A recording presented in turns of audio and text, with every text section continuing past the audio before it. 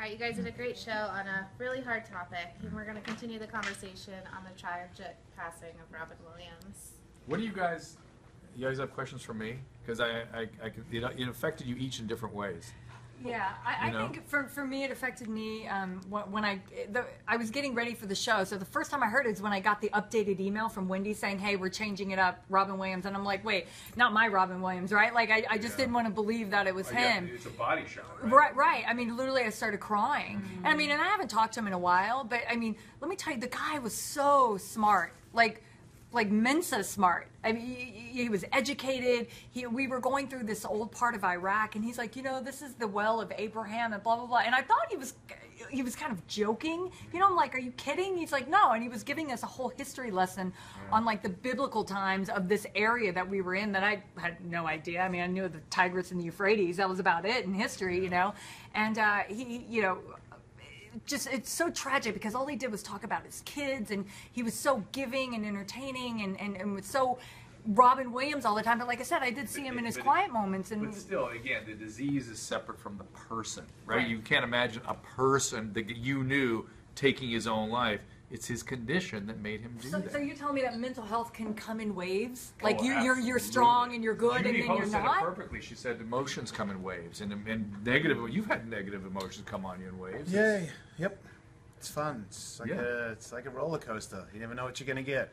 And you're right. Your head injuries and stuff. You got to be extra careful after that kind of thing. Yeah. Well, that's why I don't really fight like I used to. Kind of stuff from doing. I stopped planning on having a bunch of other fights so that I could write them down on paper and jot it on my list of accomplishments. I kind of realized that maybe your accomplishments with fighting people, you might have had enough. It's time to move on, considering all the other things from motocross and skateboarding as well. Head injuries, right. But the heart. See, I didn't. You're saying that he hit his head. He had, he had like a brain. I was talking to her about how we were talking about whether PTSD and traumatic brain injury are perceived differently by the public. And what I said was, when something happens in the environment, it can injure your brain just as much as if you're actually whacked on the head. But you don't know that for sure, though, right? Like, what about the chances of him having heart surgery and then him not being able to take anything anymore?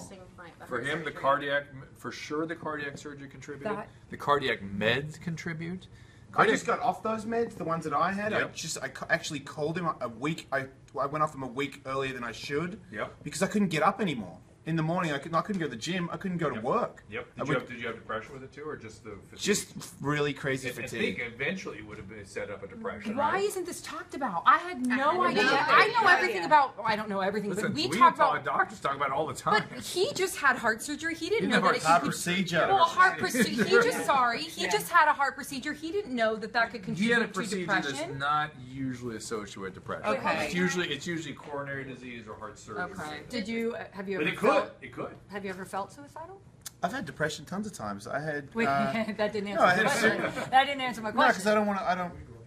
I mean, I've thought about it, but no, because I love life too much. I want to be somebody. I haven't finished yet. But if I was 63 and I'd done everything that I'd come to do, and then it hit me again, maybe. Wow. That's what the thing that hit me the most was, if you're old. Like, I had that heart procedure, and at one point they told me I wouldn't be able to train anymore, or I wouldn't be able to do the things that I used to love to do in my life. That really depressed me.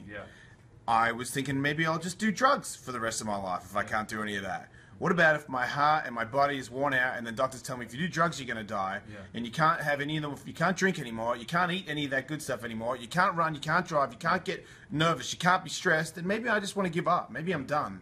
That's kind of... You understand it's not the condition you have.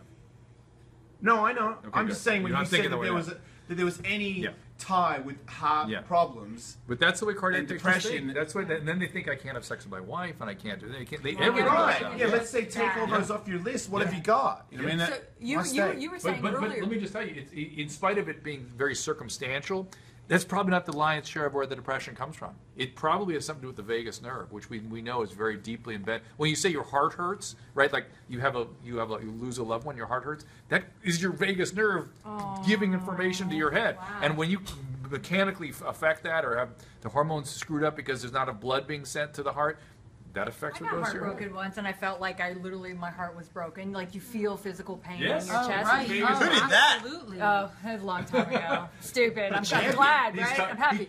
He trains to kill I the bet you regretted that now. Maybe, who knows?